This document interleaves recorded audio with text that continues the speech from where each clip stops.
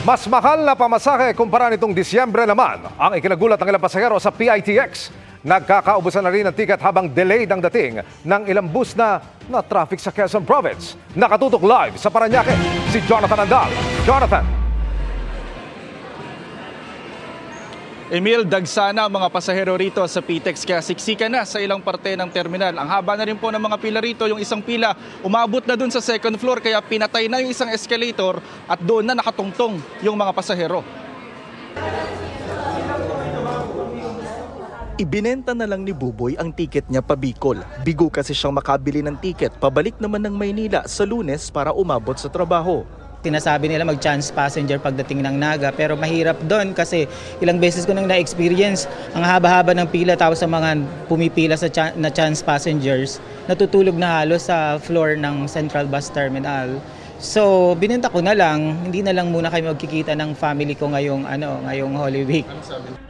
At kung ngayon naman bibili ng tiket ng aircon bus pa Bicol, fully booked na rin yan. Kaya ang mga nagwo-walk-in sa ordinary bus sumasakay o di kaya maghihintay sa mga extra bus. Ganyan si Shark na kagabi pa nag-walk-in pero ngayong araw pa lang makakasakay. Pero ang lalong ikinagulat niya ay ang taas ng pamasahe pa-Sorsogon kumpara noong Desyembre. Naku, nagmahal po sir, 1,700 na ang isa. Dati 1,300 lang. Pambili ko na po yun ng bigas sir, tsaka pagkain ng aso ko. Ang bus na sasakyan niya na-delay pa dahil sa traffic, pati sa Quezon na nakatenga raw ang mga road repair. Pinagtatabunan lang yung mga lubak. Tapos yung banda doon sa may bandang Pagbilao, may lubak pa doon. Dapat nung bago mag-Holy Week, pinag-aayos na nila yun. Sa PITX din sasakay ang mga foreigner na ito na tila na-scam daw ng sinakyan nilang TNVS driver mula airport. Imbis kasi na 350 pesos, naging 700 pesos ang bayad nila dahil wala raw barya ang driver. He only had 1,000 peso. He said he don't have change. So a little bit scam, I think. A little bit disappointed. Bawal pa rin ang mga patalim tulad ng kutsilyo, itak, cutter at gunting, pati mga nagliliyab tulad ng butane gas at maliliit na LPG.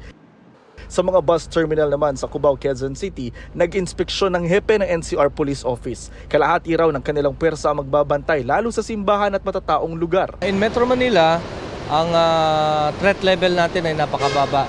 Wala tayong nakikitang big threat or magpapagulo ng ating komunidad. Ang MMDA naman nag-deploy ng mga bus na sasalo sa mga pasahero ng LRT1 na tigil biyahe sa Semana Santa. Simula na rin mamayang gabi ang 24/7 road repair sa Metro Manila na tatagal hanggang alas 5 ng umaga sa Lunes.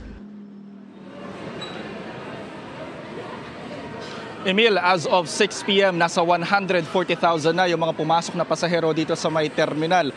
At may masasakyan pa naman po kayo kung dito po kayo sasakay ngayong gabing ito. Yun nga lang tsaga-tsaga sa napakahabang pila. At ganito rin po ang inaasahang sitwasyon bukas, kaya magbaon po kayo ng mahabang pasensya. Emil.